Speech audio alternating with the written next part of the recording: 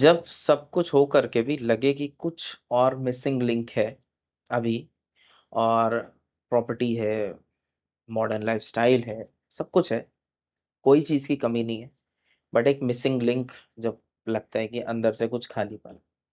आज उस चीज की बात करते हैं कि वो अंदर से खालीपन सबको नहीं लगता। इट इज नॉट नेसेसरी कि हर व्यक्ति को वो चीज लगे, बट जिनको लगता है तो वो कहाँ से ट्रिगर होता है, आज उस चीज पे चर्चा करते हैं। तो नमस्कार, मैं हूं अपूर्व पाठक, और आज का विषय होने वाला है सूर्य से सप्तम भाव। ये सूर्य की श्रृंखला का आखिरी वीडियो है, तो हम इसमें कुछ इनफॉर्मल चीजें भी सूर्य के बारे में डिस्कस करेंगे और आप लोगों को बताएंगे। तो उससे पहले मैं ये वीडियो स्टार्ट करूं, आप सबसे रिक्वेस्ट है कि इसे लाइक करिए, सब्सक्राइब करिए, शेयर करिए चैनल को, सो दैट मोटिवेशन मिले। और आप लोगों का साथ ऐसे ही मिलता रहता है और कमेंट्स मिलते रहते हैं, तो बहुत एनर्जेटिक लगता है वीडियो बनाने के लिए। अब इस जो ये जगह है ना, सूर्य से सप्तम भाव, इसे अस्त लगन कहते हैं। अस्त मतलब जब सूर्य ढल रहा होता है। सन के पूरे एपिसोड्स में मैंने कोई ना कोई स्टोरी शेयर की, लेकिन आज एक अपनी एक समझ शेयर करता हूँ।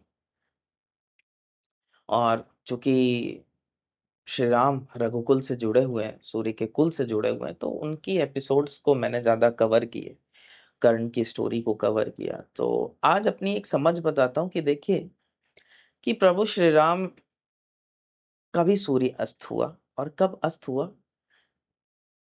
राजा बनने वाले थे लेकिन वनवास हुआ, तो एक तरीके से सूर्य अस्त हुआ वनवास जाकर के, एक ईगो खत्म हुई, है ना। तो अगर आप टॉप फ्रेम पे बैठे हो सोसाइटी के, तो आपके अंदर एक ईगो है, so that ego is vanishing.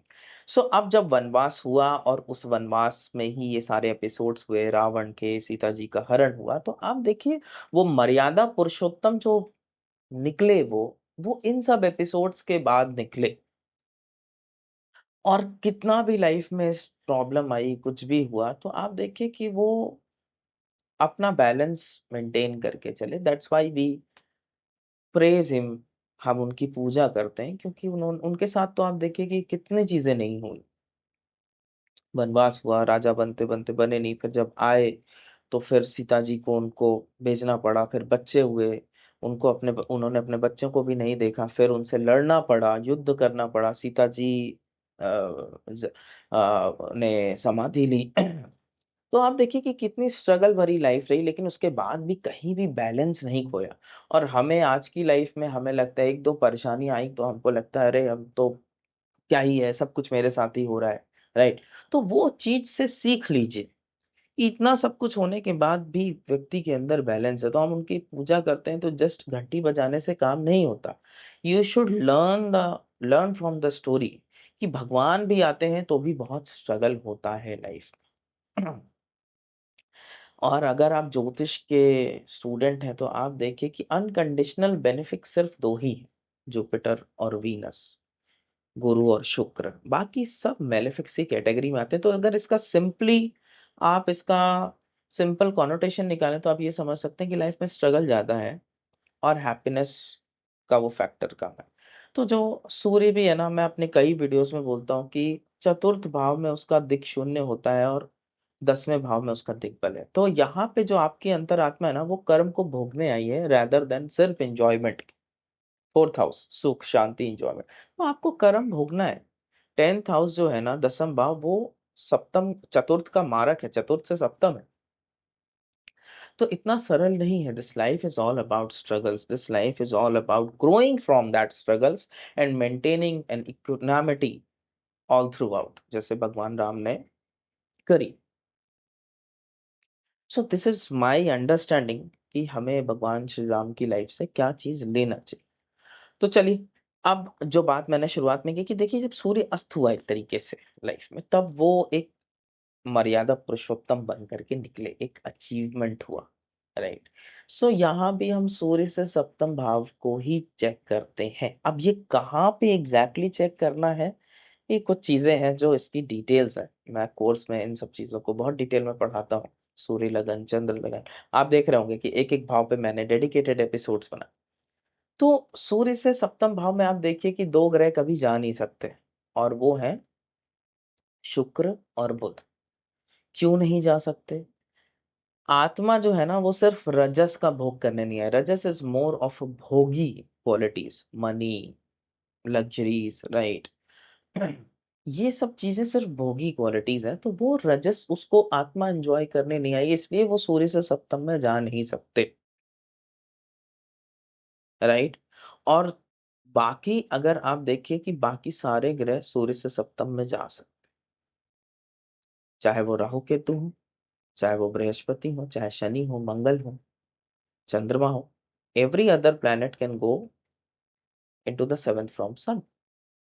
और अब यहाँ पे एक बड़ा राज है कि अगर कोई प्लैनेट है, अगर कोई ग्रह है सेवेंथ फ्रॉम सन में, तो वो बेसिकली आपकी बहुत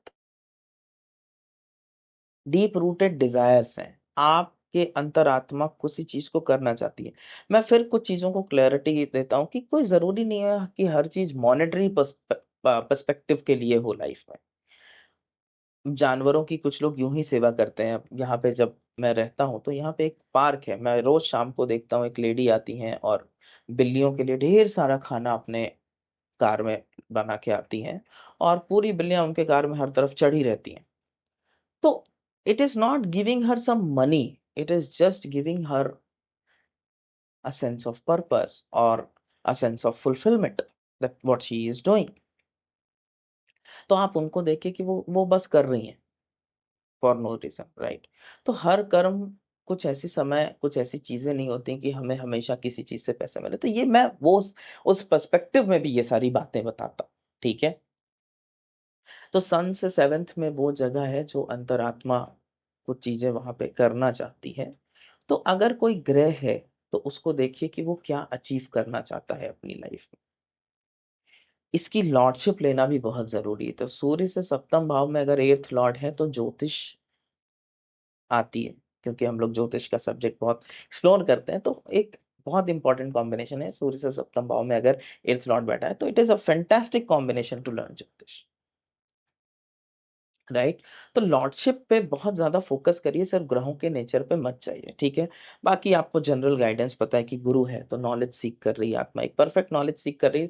बट ऐसी स्थिति में क्या होता है ना, उन लोग कई लोगों को सुनते हैं, कई गुरु इधर से उधर भटकते हैं क्योंकि वो चीजों को एक्सेप्ट नहीं कर पा रहे होते हैं।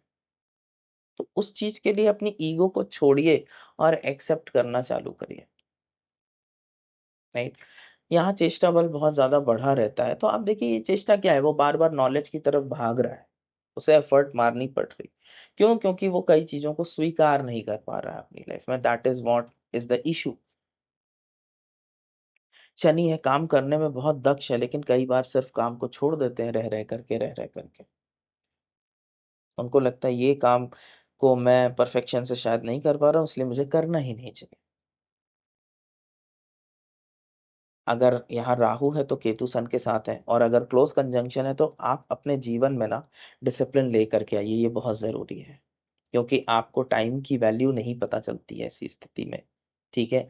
अपने फादर के साथ टाइम स्पेंड करिए। मुझे पता है ऐसी स्थिति में कई बार ऐसा होता है कि फादर आपको टाइम दे नहीं पाते, but still whatever the time is left you try to spend that with father, it is very very important. और एक अच्छा स्पिरिचुअल कॉम्बिनेशन है, और ऐसे लोग स्टार्टअप्स में बहुत ज़्यादा ग्रो करते हैं। तो बहुत स्टैब्लिश कंपनी में अगर आप जॉब ढूंढ रहे हैं और आप सन केतु हैं, तो आप स्टार्टअप्स को फोकस ज़्यादा करिए, वहां पे आप ज़्यादा ग्रो करें, करेक्ट। और अगर सन के साथ राहु है तो ये थोड़ी ब्लोटेड ईगो दिखा सकता है, क्योंकि केतु सेवंथ हाउस में आ जाएगा तो आप स्पिरिचुअलिटी की तरफ ड्रॉ होना है, खिंचना है। तो पॉलिटिकल पावर्स ऐसे लोगों को बहुत अच्छी लगती है, लाइमलाइट में बने रहना अच्छा लगता है।